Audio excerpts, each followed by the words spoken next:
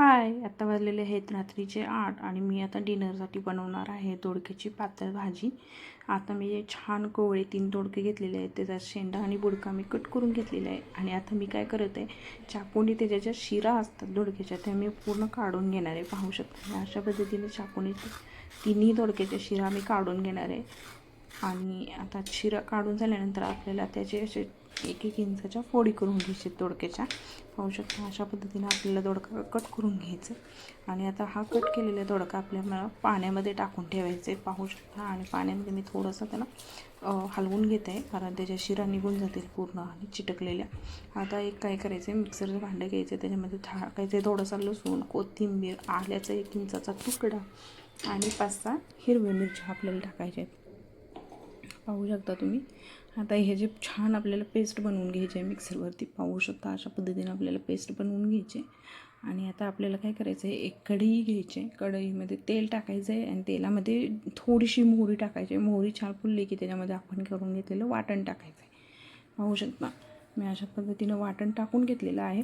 आणि तो वाटण छान मिक्स करायचं आहे. नंतर त्याच्यामध्ये आपल्याला ॲड करायचं आहे हळद, थोडीशी धनेपूड आणि थोडंसं चवीपुरतं मीठ ॲड करायचं आहे आपण. आणि ते छान मिक्स करून घ्यायचं आहे आपल्याला. हे छान मिक्स करायचं आहे. छान मिक्स झालं की त्याच्यामध्ये आपल्याला ॲड करायच्या आहेत दोडक्याच्या फोडी. आणि त्याही आपल्याला छान मिक्स करून घ्यायचे आहेत. दोडक्याच्या फोडी आपल्याला छान मिक्स करायचे आहेत. पाहू शकता अशा पद्धतीने ते छान मिक्स करायचं आहे आपल्याला. आणि थोडंसं पाहू शकता. आणि आता ह्याच्यामध्ये आपल्याला ॲड करायचं आहे पाणी. जेवढं तुम्हाला पातळ भाजी हवे तेवढं पाणी तुम्ही ॲड करू शकता. आता आपल्याला काय करायचं आहे, ह्या भाजीला छान उकळी आली की त्याच्यामध्ये आपल्याला ॲड करायचं आहे शेंगदाण्याचं कूट. जेवढं तुम्हाला हवं तेवढं तुम्ही ॲड करू शकता. तुम्हाला पातळ भाजी असेल तर थोडं कमी करा, घट्ट भाजी हवी असेल तर थोडं जास्त करा. आणि त्याच्यावरती ताट ठेवून आपल्याला छान उकळी येऊन द्यायचं आहे ते अजून. पाहू शकता. आता एकदा काय करायचं, आपण दोडका एक घेऊन चेक करून बघायचा दोडका शिजला आहे का. पाहू शकता अशा पद्धतीनं. अजून काही दोडका एवढा छान शिजलेला नाही आहे, त्यामुळे मी पुन्हा त्याच्यामध्ये प्लेट ठेवलेली आहे. पाहू शकता.